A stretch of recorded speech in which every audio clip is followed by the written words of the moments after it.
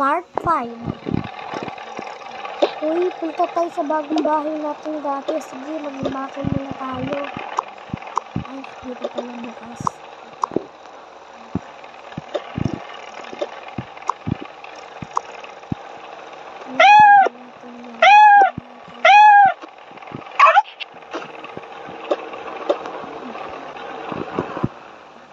Bakal na tayo, be.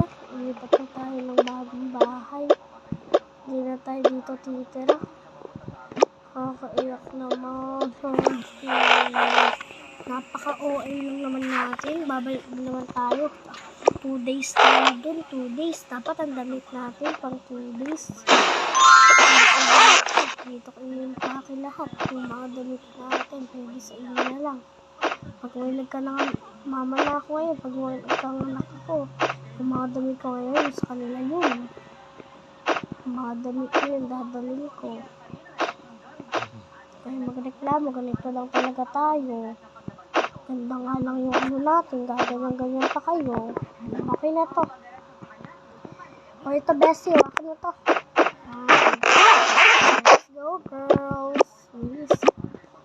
Let's go na. Ay, may nakalimutan ako. Wait lang. Ay, yung pala kasali. May electric pa natin. Ay, hindi. Siyempre, hindi makakalimutan ang headband. Let's go. Rabadababo.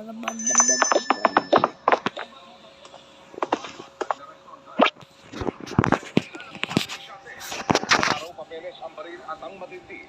Election canvas pa rin ngayon. Ang personal lang daw po ito ang bahay. Pero again, hindi po ito obra po sa atin. At ang ito pong dahilan ay hindi po makakalusot po sa atin. Hindi pa nagbibigay ng panig ang suspect na sakaling mapatunayang guilty. Hanggang 12 taong pagkabilang doon ang pwedeng kusa. Pwede na sumagi. Nakatutok, 24 oras.